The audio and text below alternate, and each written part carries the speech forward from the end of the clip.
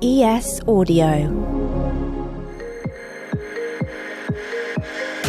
From the Evening Standard in London, I'm Rachel Abbott and this is The Leader. Today we're giving you some bonus content taken from our business show, How to Be a CEO. It's an opportunity to hear from the most powerful people behind some of the world's biggest brands. This is actually a cut-down version of the full episode. To hear the full thing, you'll need to hit the link in the show notes. Find a new episode of How to Be a CEO every Monday morning, and why not give it a rate, review, and follow whilst you're there. Now, let's begin. Look, everything got upended by the pandemic and none of us know what we're doing because no one's been in this position before. But here's a challenge we should have seen coming, and not very many have done very much about. We have 5 generations in the workplace. We have the Gen Zs coming in, but equally, we have people working much longer. You don't retire in your 50s anymore, let alone at 65. Anne Francke is the CEO of the Chartered Management Institute, the CMI, founded in 1947 to rebuild British industry after the Second World War, and today continuing to raise management standards in the workplace. Anne's a baby boomer herself, but she thinks the unique generational span in today's office is an opportunity to be taken. The old model of mentoring is that the wise old whomever mentors the bright young thing. Now, actually, the bright young thing is mentoring the wise old owl. And that benefits both of them. I'm David Marsland from the Evening Standard, and we're going to be talking to Anne about a whole range of diversity issues, post-pandemic trading challenges, and the difference between saying something and actually doing it. But first of all, I want to talk to her about the CMI itself as it celebrates a milestone anniversary. It might be a slightly unfair question to ask for the first one, but since it is the CMI's 75th anniversary, if you could talk to the first CEO of the CMI, what would you say to them? I would say to the first CEO of the CMI, isn't it amazing how the reason you were founded back then, which was to build productivity and actually build back better following World War II, would you be surprised and perhaps a little disappointed to know that it's just as much of a problem now as it was 75 years ago? We still haven't solved the problem. We're still working on it. You know, would you be disappointed, or would you say, well, that just goes to show how vitally important our mission is and that it's never ending? I was interested in the report that you guys released just very recently, the Everyone Economy. And you're talking about how some managers are doing things and some managers are not. But lots of managers say they're doing things, aren't they, Anne? Is there a correlation between the people who say they're doing things and actually doing things? Yes. What we found is a very large, what we call say-do gap. So what does that mean? Well, we asked, we did a big piece of research asking managers up and down the country, how inclusive is your organization when it comes to X? And X is gender equality, ethnicity, disability, socioeconomic background, right? All the characteristics of marginalized groups.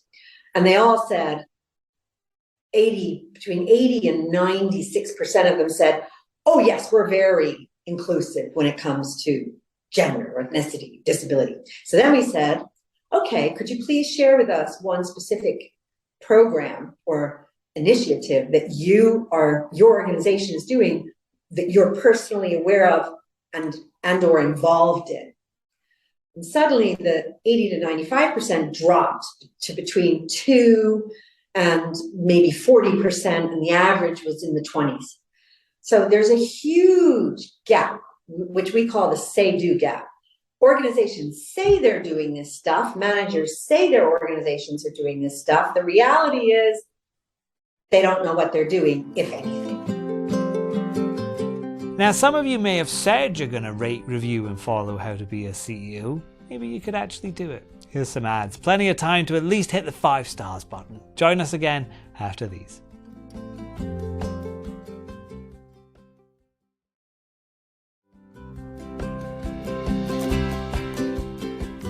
I've spoken to lots of companies on this podcast over the last year, and a lot of them have kind of been raising Generation Z, and it's entering the workforce now, and it's coming in with huge demands and making big changes and wanting ethical policies and fair pay and all these terrible things that nobody's ever supposed to have. I mean, I don't want to steal anything from Miley Cyrus, but they're a bit like coming in like a wrecking ball here, aren't they? Is Gen Z having, in your experience, a very big influence, perhaps more than the millennials had or Gen X? Well, I think they're more vocal about it. And I think that their expectations are different, right? Because certainly, I'm a baby boomer, and it was a lifelong employment, climbing the career ladder, right? Being better off than your parents, the whole driving for material gain and all of that stuff, the house in the suburbs, the 2 cars in the driveway, the country club membership, all that stuff. Today's Gen Z are not better off than their parents. They know, and they're told all the time, they won't be better off than their parents. They live in a world where, as we've seen recently with the heat waves globally, is existentially threatened by climate change. So their values are different, right? They're saying, actually, that's not my aspiration. This is broadly, obviously, there are always exceptions. What I want is, I want to have the best life I can, which means it isn't just about work. I want to pursue my interests. I want to have a voice, and I want to have a planet that's still here. I also am much more fluid in my definitions of identity than my, parents were. And oh, by the way, I'm not afraid to speak up about that stuff. So there isn't the respect for hierarchy, also because they're not going to stay as long. They know there's no such thing as a lifelong job. And many of them saw their parents get laid off in recessions. So their value sets are different. And I think that is a good thing, because they can be agents of change. Now, on the flip side, many people would tell you, and they're right, that, the older generation has forever complained about the younger generation, and vice versa, right? So there is that too.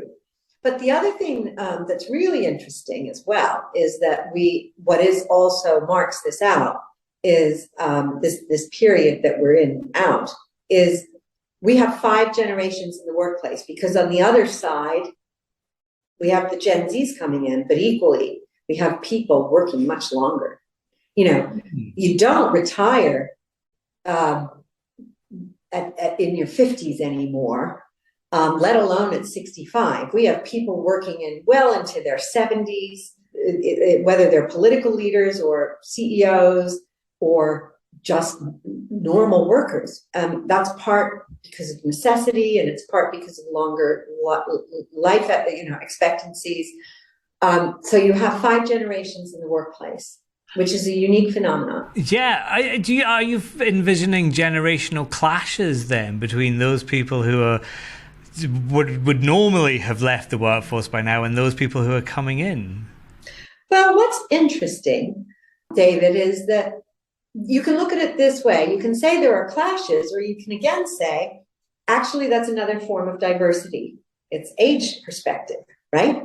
And so if you form cross-generational teams, you'll do a couple of things. You'll encourage people to listen and learn from each other, and you might come up with a better solution, right? I mean, a concrete example of that might be in the old world, if you were going to, say, invest in making renovating the office, okay? Because we've talked about the changing nature of the office and how we get people to interact. What you might have done is said to the HR and facilities department, okay, go renovate the office. And, they would come and show the plans to the CEO, and the CEO or the HR director, and they'd say, yes, I approve that, and there's your budget, and no, actually, that's too expensive, and blah, blah, blah. And off they would go and do a new office. In the new world, what you have instead is consultation. You actually ask those employees, well, what do you want from your office? right? And let's get you involved in helping to shape that. And let's get you contributing to that and helping us make a better, more inclusive experience for you that's going to make you want to turn up and, you help tell us what you want and why you want to turn up, and we'll try and make that happen. That's a very different way of working. So that's a good outcome of this, is that employee voice has risen and we are engaging our employees more in these discussions.